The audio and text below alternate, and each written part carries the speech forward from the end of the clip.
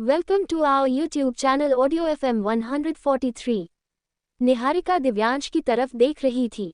वो दिव्यांश की तरफ देखते हुए बोली, मुझे नहीं पता चेरी और तुम्हारे बीच क्या है और क्या नहीं। दिव्यांश सार्कास्टिकली बोला, अभी भी नहीं पता। तुम सच में इतनी बेवकूफ़ हो या फिर प्रिटेंड कर रही हो बेवकूफ़ होने का ताकि किसी तरह की शादी हो जाए। पर सॉरी बेबी, मुझे अभी शादी में कोई इंटरेस्ट नहीं है।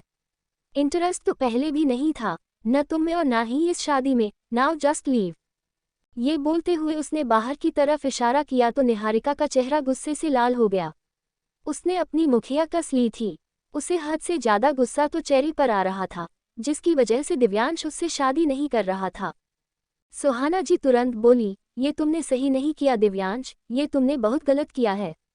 तुमने मेरी बेटी का दिल तोड़ दिया। तुम्हें उसका दिल तोड़ने का कोई हक नहीं बनता था। माना हम तुम्हारे जितने अमीर नहीं, लेकिन हमारी भी इज्जत है। मिस्टर कपूर भी जल्दी से बोले, लेकिन इन लोगों से इज्जत की अब क्या ही उम्मीद की जाए। मुझे तो पहले ही पता था ये दिव्यांश हमारी निहारिका से शादी नहीं करेगा, क्योंकि जब से शादी की रस्में हुई है तब से दिव्यांश का इंटरेस्ट सिर्फ चेरी में ही दिखाई दे रहा था। लेकिन समझ में ये नहीं आता कि अगर इन्हें आपस में ही शादी करनी थी, जब इनका पहले से ही रिश्ता है, तो इतना सब कुछ करने की जरूरत क्या थी। दिव्यांश तुरंत बोला, और आप बताएं, आपको इतनी बकवास करने की जरूरत क्या है। जब एक बार बोल दिया गेट आउट तो दफा हो जाए ना। यहाँ पर खड़े क्यों है? यहाँ पर कुत्तों की तरफ भौंकने से कुछ नहीं होगा, क्योंकि अब हड्डी नहीं मिलने वाली। मुझे जो करना है, जैसे करना है मैं करूँगा। दिव्यांश रावत हूँ मैं, मेरे इशारों पर सब होता है। अगर अभी भी कहूँ कि चेरी से नहीं निहारिका से शादी करनी है, तो जितनी आपकी जुबान खुल रही है उतनी ही जल्दी ये बंद भी हो जाएगी। लेकिन अपनी इस बेटी को लीजिए और दफा हो जाए यहाँ से, इससे पहले कि मैं अपने गार्ड्स को बुलवाऊं और वो धक्के मारकर आपको बाहर निकाले। निहारिका तुरंत दिव्यांश के पास आए और बोली, मैं तुमसे बहुत प्यार करती हूँ दिव्यांश। तुम बेशक से मेरी वैल्यू करो ना करो, लेकिन मैंने कभी तुम्हारे अलावा किसी और के बारे में। इसके आगे वो कुछ कहती, उससे पहले ही दिव्यांश ने साइड में खड़े सिक्योरिटी गार्ड की तरफ देखा तो वो गार्ड जल्दी से आया। उसने निहारिका का हाथ पकड़कर उसे बाहर की तरफ ले जाना शुरू कर दिया था। मिस्टर कपूर और मिसेज कपूर तुरंत उनके पीछे भागे। मिस्टर अवस्थी कार्तिक की तरफ देखते हुए बोले, चलो यहाँ से। कार्तिक गुस्से से दिव्यांश को घूर रहा था। मिसेज अवस्थी ने भी कार्तिक का हाथ पकड़ते हुए कहा, चलो यहाँ से कार्तिक, अब हमें यहाँ एक पल नहीं रुकना। कार्तिक आगे की तरफ अपने कदम बढ़ने लगा। तभी दिव्यांश उसके सामने आकर रुका और बोला, कहा था ना, दिव्यांश रावत की दुनिया में होता वही है जो दिव्यांश रावत चाहे। कार्तिक दांत पीसते हुए बोला, मैंने तुम जैसा घटिया इंसान नहीं देखा। दिव्यांश चेहरे पर तिरछी मुस्कुराहट लिए बोला, और कभी देखा भी नहीं पाओगे। कार्तिक गुस्से से कांपते हुए वहां से चला गया। उसके मॉम डैड उसे लगभग से खींचते हुए वहां से लेकर जा रहे थे, और अब वहां पर दिव्यांश, मीडिया और व्योमधरा के साथ रवि और कुछ खास रिलेटिव ही खड़े थे। दिव्यांश अब अपनी इंटेंस नजरों से चेरी को देख रहा था और चेरी की आंखों में आंसू थे। वो भी दिव्यांश की तरफ देख रही थी और उसके चेहरे के एक्सप्रेशन देखकर ऐसा लग रहा था जैसे वो दिव्यांश से सवाल कर रही थी कि आखिर क्यों किया ये सब। क्या जिस्म से खेलकर वो सुकून नहीं मिला जो इज्जत का भी तमाशा बना दिया। धरा दिव्यांश के सामने आकर खड़ी हुई और बोली, तुमसे ये उम्मीद नहीं थी। दिव्यांश ने कुछ खास जवाब नहीं दिया। वो सीधा चेरी की तरफ बढ़ गया। उसने चेरी का हाथ पकड़ा और बोला, चलो, मुझे शादी करनी है तुमसे। चेरी ने नजरें उठाकर उसकी तरफ देखा और बोली, जान तो ले ही मेरी, अब शादी करके क्या करेंगे। एक लाश से शादी करने के क्या ही फायदा, या फिर शायद आपके अंदर अभी कुछ डिजायर्स रह गई है आपकी जो मेरी लाश से पूरी करेंगे आप। दिव्यांश बड़ी टॉक्सिक वॉइस में बोला, ज्यादा बकवास मत करना मुझसे। मैं कार्तिक नहीं हूं जो कुछ भी बर्दाश्त करूंगा। व्योम दिव्यांश की तरफ देखते हुए बोला, तमाशा मत बनाओ दिव्यांश, अब तक मैंने कुछ नहीं कहा, लेकिन तुमने जो किया है उसकी बात पूरी होती उससे पहले ही दिव्यांश ने नजरें उठाकर उसकी तरफ देखा और बोला, ये मेरा और मेरी रेड के बीच का मामला है। आपकी और आपकी वाइफ के बीच में कभी नहीं आया, तो आप प्लीज मेरे और मेरी होने वाली वाइफ के बीच में भी ना आए। ये मेरे लिए नहीं, आपके लिए ही बेहतर होगा। ये बोलकर अब उसने चेरी को आगे की तरफ खींचा। चेरी की आंखों से आंसू बह गए। धरा को तो समझ नहीं आ रहा था कि अब वो करे तो करे क्या। ये शादी तो वो होते हुए देखना चाहती थी, लेकिन अब जिस हालत में हो रही थी उस हालत में तो बिल्कुल भी नहीं। चेरी को लेकर दिव्यांश अपने मंडप में पहुंच गया था और तभी अचानक से बैकयार्ड की तरफ से काफी शोर सुनाई देने लगा। सबकी नजरें अब पीछे की तरफ जा रही थी। दिव्यांश किसी सोच में पड़ गया और अगले ही पल उसके चेहरे पर एक हल्की सी डेविल स्माइल थी, क्योंकि वो बहुत अच्छी तरह से जानता था बैकयार्ड में क्या हो रहा है। वही बैकयार्ड के एक गेस्ट रूम में ध्रुवांश और मिश्री दोनों बिस्तर पर लेटे हुए थे। उनके कपड़े काफी हद तक इधर उधर फैले हुए थे और मीडिया वाले किसी तरह अंदर घुसने की कोशिश कर रहे थे। वो बस बाहर से थोड़ा झांक कर अंदर का नजारा देख रहे थे, लेकिन अभी तक उन्हें सब कुछ क्लियर दिखाई नहीं दिया था। इतना शोर सुनकर अब व्योम और धरा भी वहां पर आए। रवि भी उनके साथ थी और कुछ और मेहमान भी। वन्य भी वहीं पर मौजूद थी। वो पहले से ही वहां पर थी, लेकिन कब से वो दरवाजा खुलवाने की कोशिश कर रही थी, लेकिन अंदर से न ध्रुवांश दरवाजा खोल रहा था और न ही मिश्री। और जब उसने जबरदस्ती वो दरवाजा खोलने की कोशिश की तो मीडिया वाले पता नहीं वहां पर कैसे पहुंच गए। उसने जिस मीडिया वाले को अपनी और ध्रुवांश की वीडियो लेने के लिए कहा था, वो तो उसे दूर दूर तक कहीं नजर नहीं आ रहा था, लेकिन बाकी सारे मीडिया वालों ने अब उस कमरे को घेर रखा था। धरा आगे की तरफ आए और बोली, क्या हुआ? सब लोग यहाँ पर क्यों खड़े हैं? अंदर कौन है? व्योम ने अपने माथे पर अपना हाथ रख लिया था। वो जानता था कि अंदर ध्रुवांश और मिश्री है, लेकिन ये सब इस तरह से किसी रायते की तरफ फैल जाएगा, इस बात की उम्मीद उसे नहीं थी। धरा ने जब अंदर की तरफ जाकर देखा तो उसकी भी आंखें बड़ी हो गई। धरा तुरंत व्योम की तरफ देखते हुए बोली, ये सब क्या है मिस्टर रावत?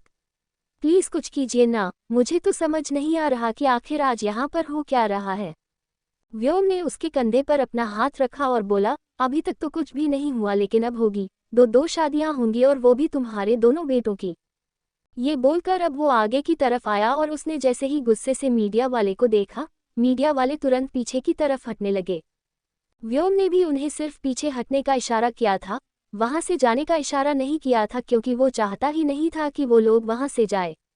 अगर वो लोग वहां से चले जाते तो वो ध्रुवांश पर दबाव कैसे बनाता, और फिर जिस मिश्री को वो अपने घर की बहू बनाने का सोच रहा था, वो सच में उसके घर की बहू और ध्रुवांश की बीवी कैसे बनती। अब धरा आगे की तरफ आए और अगले ही पल उसने एक्स्ट्रा की से उस दरवाजे को खोला और तुरंत अंदर की तरफ चली गई।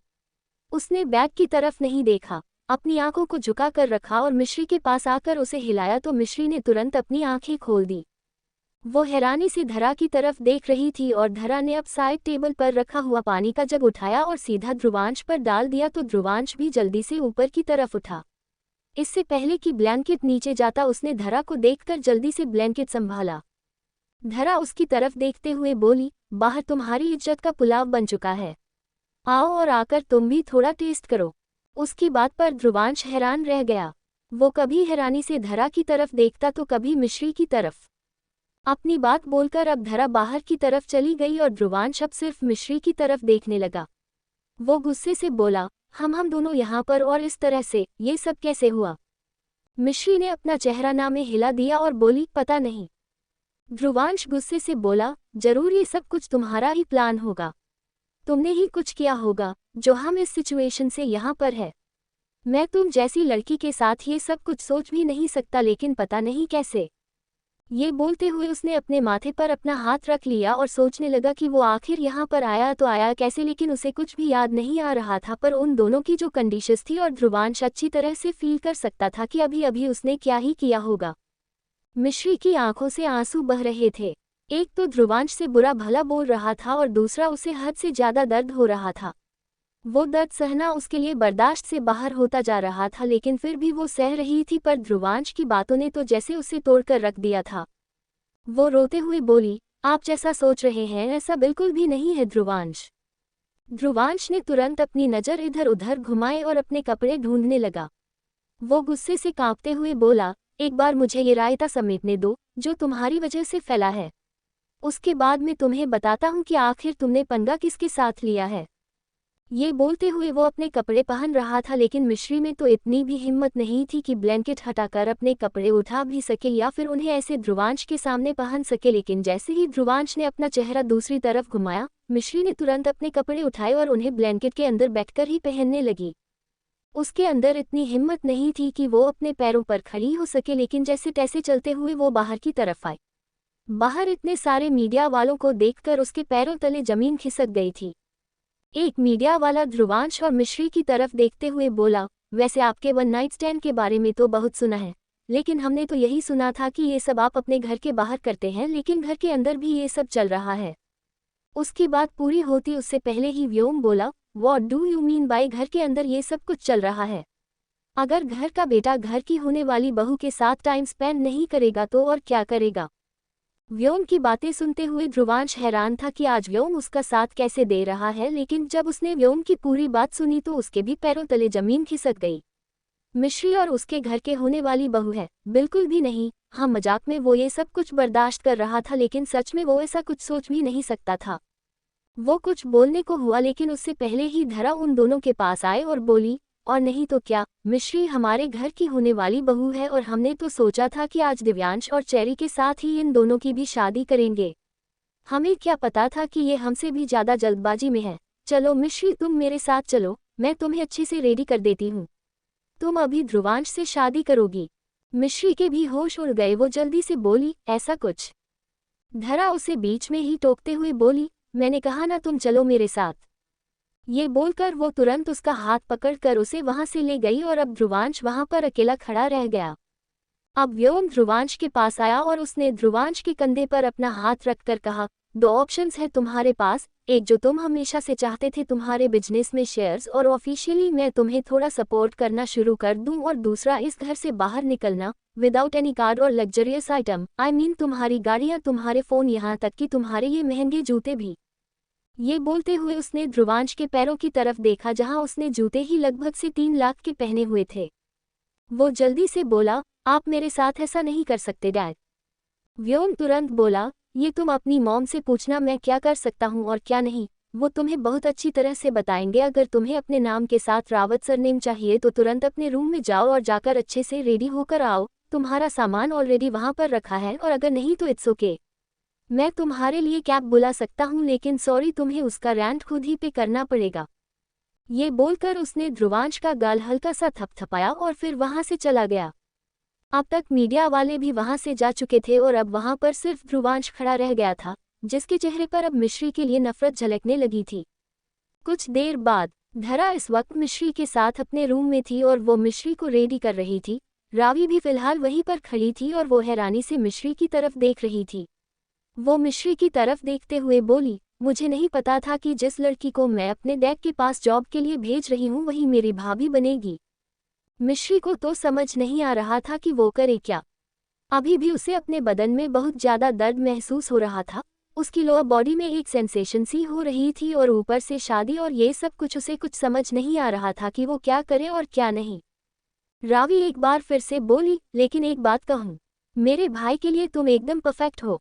वो एक नंबर के निकम्मे और तुम हद से ज़्यादा समझदार। अब तुम उनकी ज़िंदगी में आए हो तो तुम उनको भी समझदार बना दोगी, लेकिन कहीं ऐसा ना हो कि मेरी सोच का उल्टा हो जाए और तुम उन्हें समझदार बनाने की जगह खुद भी निकम्मी बन जाओ।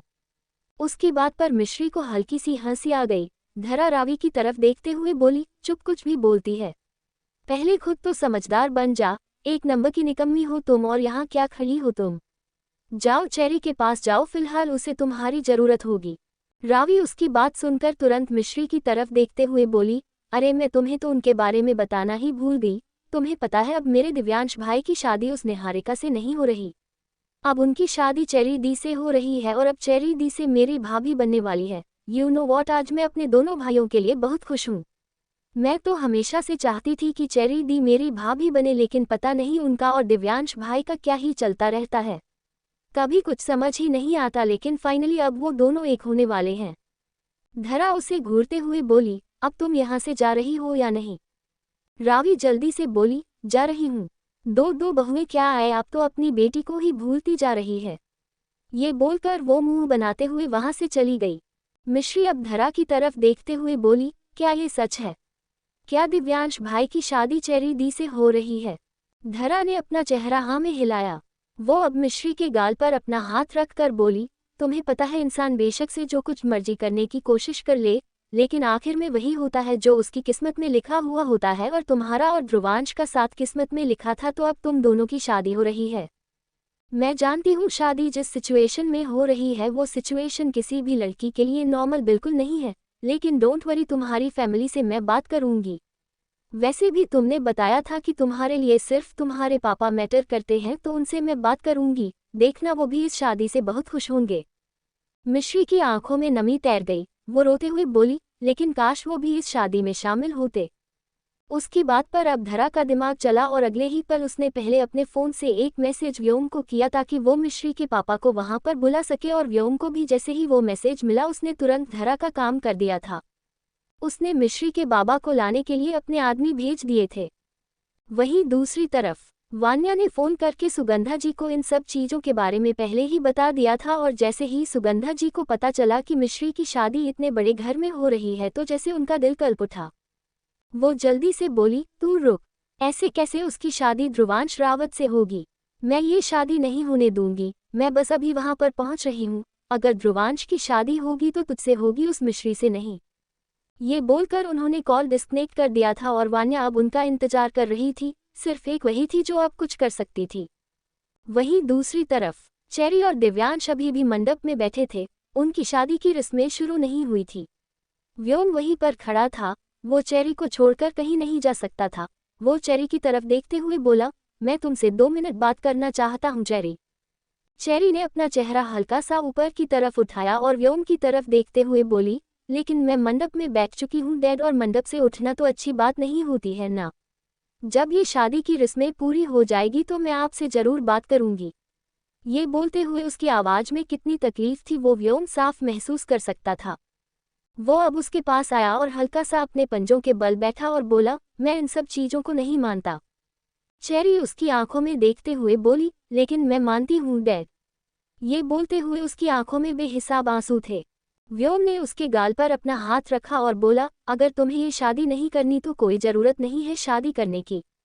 दिव्यांश तुरंत बोला, प्लीज़ डैड, आप चेरी के दिमाग के साथ खेलना बंद कीजिए। व्योम चिल्लाकर बोला, और तुम चेरी के साथ खेलना बंद करो। आज तक मैंने कभी तुम्हें कुछ नहीं कहा, इसका मतलब ये नहीं कि मेरे मुंह में जुबान नहीं है। भूलो मत, व्योम रावत हूँ मैं, तुम्हारा बाप हूँ। 1 मिनट नहीं लगेगा मुझे तुम्हें बर्बाद करने में। दिव्यांश भी एकदम डेविल वॉइस के साथ बोला, अगर इतना ही शौक आ रहा है मुझे बर्बाद करने का तो इतना वक्त क्यों लगा रहे हैं? जाए जाकर 2-4 फोन घुमाए और कर दीजिए दिव्यांश रावत को बर्बाद, लेकिन फिर क्या होगा? आपको सुकून मिल जाएगा। अगर दिव्यांश रावत को बर्बाद करके लोगों को सुकून मिलता तो आज लोगों की आंखों में आंसू नहीं होते। ये बोलते हुए उसने एक नज़र चेरी की तरफ डाली। व्योम तुरंत बोला, चेरी की कोई गलती नहीं है। अगर तुम उसके लिए अपने दिल में नफरत पालकर बैठे हो तो वो तुम्हारी गलती है, चेरी की नहीं। अगर तुमने अब चेरी को जरा सी भी तकलीफ दी तो मैं तुम्हें छोड़ूंगा नहीं। उन दोनों के बीच बढ़ती हुई गर्मा गर्मी को देखकर चेरी ने अब तुरंत व्योम का हाथ पकड़ लिया और बोली, प्लीज डैड, आप मेरे और दिव्यांश के मामले से दूर रहिए। मैं जानती हूँ आपको मेरी ये बात अच्छी नहीं लगी, लेकिन मैं आपसे रिक्वेस्ट कर रही हूँ डैड, प्लीज मेरी बात मान लीजिए और मुझे और दिव्यांश को हम दोनों पर ही छोड़ दीजिए। आगे जो होगा देखा जाएगा। और रही बात इस शादी की, तो मैं ये शादी करना चाहती हूँ। अगर ये शादी मेरी बर्बादी है तो मैं अब बर्बाद होना चाहती हूँ। व्योम उसकी बात सुनकर हैरान रह गया। वो तुरंत बोला, लेकिन मैं तुम्हें बर्बाद नहीं होने दूंगा। मैं तुम्हें ये शादी नहीं। उसकी बात पूरी होती उससे पहले ही चेरी उसका हाथ और भी ज्यादा कसकर पकड़ते हुए बोली, आपको मेरी कसम डैड, आप तो जानते हैं ना कितना प्यार करती हूँ मैं दिव्यांश से, तो बस अब आप और कुछ मत कहिएगा। उसकी बात सुनते हुए दिव्यांश के चेहरे पर डेविल स्माइल थी। व्योम गुस्से से दिव्यांश की तरफ देख रहा था। ऐसा नहीं था कि उसने कभी धरा के साथ टॉक्सिसिटी नहीं की, उसे कभी डोमिनेट नहीं किया, लेकिन उसने जो किया वो बहुत अलग था, और जो दिव्यांश कर रहा था वो तो हर लिमिट क्रॉस कर रहा था। वो चेरी को खून के आंसू रुला रहा था, जबकि व्योम धरा को सिर्फ परेशान करता था, उसका दिमाग उलझा कर रखता था। अगर वो कभी उसे किसी चीज को लेकर ब्लैकमेल भी करता तो उसमें धरा को वो फिजिकल हर्ट नहीं करता था, पर यहाँ दिव्यांश ने हर एक हद पार कर दी थी। वहीं दूसरी तरफ ध्रुवांश अपने कमरे में था और शादी के लिए तैयार हो रहा था। इस वक्त उसके चेहरे पर बेहिसाब गुस्सा झलक रहा था। वो आईने के सामने खड़ा था और उसने फिलहाल शेरवानी पहनी हुई थी। वो गुस्से से कांपते हुए बोला, तुम्हें क्या लगता है कि ये सब करके तुम यहाँ की मालकिन बन जाओगी? जरूर तुम्हारे दिमाग में यही सब कुछ चल रहा होगा। पता नहीं कौन सी गंदी नाली का कीड़ा हो तुम, लेकिन अब तुम मेरे सिर पर चढ़कर बैठने वाली हो। पता नहीं तुमने कभी 2-4 लाख रुपए एक साथ देखे भी होंगे या नहीं, लेकिन अब तुम करोड़ों की मालकिन बनने वाली हो। तुम ध्रुवांश रावत की बीवी बनने वाली हो। मेरे डैड मुझे तुम्हारे लिए ब्लैकमेल कर रहे हैं, ये मैं कभी बर्दाश्त नहीं करूंगा। अब तक तो मैंने तुम्हें बहुत हल्के में लिया, लेकिन तुमने प्रूव कर दिया कि तुम वैसी बिल्कुल नहीं हो जैसी चेहरे से दिखाई देती हो। मैंने बिल्कुल सही अंदाजा लगाया था, तुम बहुत शातिर हो और तुमने अपना खेल खेल दिया। पर वेट, अभी ध्रुवांश रावत की बारी बाकी है। कर रही हो ना तुम मुझसे ये शादी तो शौक से करो, लेकिन अगर तुम्हारी इस शादी की मैंने धज्जियां नहीं उड़ा दी तो मैं भी ध्रुवांश रावत नहीं। अगर मैंने तुम्हें खून के आंसू नहीं रुला दिया तो मैं भी व्योम रावत का बेटा ध्रुवांश रावत नहीं। ये बोलते हुए उसके चेहरे के एक्सप्रेशंस काफी डेंजरस हो गए थे। वो पूरी तरह से रेडी होकर बाहर की तरफ आया और आकर उसने एक नज़र गुस्से से व्योम की तरफ देखा। व्योम जो अभी भी वही दिव्यांश और चेरी के मंडप में खड़ा था, उसकी नज़र भी ध्रुवांश पर गई, लेकिन ध्रुवांश का गुस्सा देखकर उसे घंटा फर्क नहीं पड़ा, बल्कि उसके चेहरे पर डेविल स्माइल आ गई थी। ध्रुवांश उसके सामने आकर खड़ा हुआ और बोला, आप मेरे डैड हैं, इसीलिए फिलहाल सब कुछ आपके हाथ में है, लेकिन एक बार ये खेल ध्रुवांश रावत के हाथ में आने दीजिए डैड। फिर मैं आपको बताऊंगा कि बाप बेशक से बाप हो, लेकिन बेटा भी कम नहीं होता, बाप से 10 कदम आगे ही होता है। व्योम हल्का सा मुस्कुरा कर बोला, जाओ जाकर मंडप में बैठ जाओ। ध्रुवांश ने गुस्से से उसकी तरफ देखा। व्योम ने अब हल्का सा अपने होठों का पाउट बनाया और बोला, जाओ जाओ मंडप में बैठ जाओ। ध्रुवांश गुस्से से दांत पीसते हुए बोला, सीरियसली आपके इस बिहेवियर के लिए मुझे बहुत ज्यादा गुस्सा आ रहा है। व्योम ने उसके गाल पर अपना हाथ रखा और बोला, यू नो वॉट, जब तुम पैदा हुए थे ना, तुम्हारी मॉम कहती थी कि तुम मेरा कंपटीशन बनोगे, बस तब से ही सोच लिया था कि तुम एक बार मैदान में आओ तो सही। अगर तुम्हें दरवाजे से ही नहीं भगा दिया तो मैं भी व्योम रावत नहीं। अब जाओ और जाकर चुपचाप मंडप में बैठो। ध्रुवांश गुस्से से बोला, यही तो प्रॉब्लम है, मैं 99% प्रॉब्लम में फंसता ही अपनी मॉम की वजह से हूँ। ये बोलकर वो इरिटेट होते हुए सामने जाकर मंडप में बैठ गया और अब धरा मिश्री को लेकर भी वहां पर आई। उसने मिश्री को जब ध्रुवांश के साथ मंडप में बिठाया तो ध्रुवांश गुस्से से उसकी तरफ देख रहा था। धरा ने मिश्री पर हल्का सा झुककर कहा, किसी से डरने की जरूरत नहीं है, धरा रावत है तुम्हारे साथ, सामने वाले की बैंड बाजा कर रख देंगे। मिश्री ने तुरंत उसकी तरफ देखा और बोली, लेकिन अगर कहीं मेरा ही ढोल बज गया तो आप मेरा साथ तो देंगी ना स्ट्रॉबेरी। धरा मुस्कुराकर बोली, जरूर मेरी बच्ची, वैसे दुनिया भर की सास खड़ूस होती है, लेकिन मैं बहुत अच्छी सास बनूंगी। ये बोलकर उसने उसका माथा चूम लिया और फिर वहां से पीछे की तरफ हट गई। व्योम पंडित जी की तरफ देखते हुए बोला, शादी की रस्में अब शुरू कीजिए पंडित जी। रावी दिव्यांश और ध्रुवांश की तरफ देखकर मुस्कुरा रही थी। फिलहाल वहां पर मेहमानों में कोई नहीं था, तो सिर्फ व्योम, धरा और रावी ही शादी की रस्में देखने वाले थे, लेकिन उनके साथ ही मीडिया के कुछ लोग भी थे जो इस शादी को कैप्चर कर रहे थे। मेहमानों को लंच के लिए भेजा हुआ था और फिर लंच के बाद उन्हें तुरंत रावत मेंशन से रवाना कर दिया गया था। तभी बाहर की तरफ से एक आदमी अंदर की तरफ आया। वो काफी डरा सहमा हुआ नजर आ रहा था और वो हल्का हल्का कांप भी रहा था। आखिर व्योम रावत के नाम से कौन नहीं कांपेगा। वो शख्स कोई और नहीं, मिश्री के बाबा रवि कृष्ण जी थे। जैसे ही उनकी नज़र मिश्री पर गई जो दुल्हन बनकर ध्रुवास के साथ बैठी थी, उनके चेहरे पर हल्की सी मुस्कुराहट आ गई थी। उन्होंने तो सोचा भी नहीं था कि उनकी मिश्री की शादी इतने बड़े घर में होगी। उनके लिए तो ये किसी ख्वाब से कम नहीं था। जब उन्हें मिश्री की शादी के बारे में पता चला तो उन्होंने सोचा था कि वो ऐसे उसकी शादी नहीं होने देंगे, लेकिन जब उन्होंने सुना कि मिश्री की शादी ध्रुवांश रावत व्योम रावत के छोटे बेटे से हो रही है तो उन्होंने तुरंत इस शादी को एक्सेप्ट कर लिया। वो पूरी जिंदगी में भी मिश्री के लिए इतना बड़ा घर नहीं ढूंढ सकते थे। वो चाहते थे कि मिश्री उस नर्क से निकल जाए जहां वो बचपन से थी। अपनी सौतेली माँ के ताने सुनना और सौतेली बहन की नफरत बर्दाश्त करना, ये सब मिश्री ने कैसे ही सहा होगा। या तो मिश्री जानती थी या फिर उसके बाबा। उन्हें आगे की तरफ आते हुए देख मिश्री तुरंत वहां से उठने लगी, लेकिन धरा ने जल्दी से उसके कंधे पर अपना हाथ रखा और बोली, मंडप से उठते नहीं है, तुम यहीं पर बैठो, मैं उन्हें देख लूंगी। तुम फिक्र मत करो, उनका पूरा ख्याल रखा जाएगा। रवि कृष्ण जी भी आगे की तरफ आए और उन्होंने अपना हाथ मिश्री को दिखाकर ही उसे दूर से आशीर्वाद दिया तो मिश्री के चेहरे पर भी मुस्कुराहट और उसकी आंखों में आंसू एक साथ आ गए। तभी वहां पर एक जोरदार आवाज गूंजी, ये शादी नहीं हो सकती। कल 2 चैप्टर्स दिए थे, लेकिन आप लोगों में से कईयों ने एक स्किप कर दिया, तो अब आज एक ही चैप्टर। और अगर किसी को जल्दी हो आगे की चैप्टर्स की 2 जाकर स्टैक पर पढ़ लेना। आईडी मेरी इंस्टाग्राम से मिल जाएगी या गूगल पर moonface.stack.me सर्च कर लेना।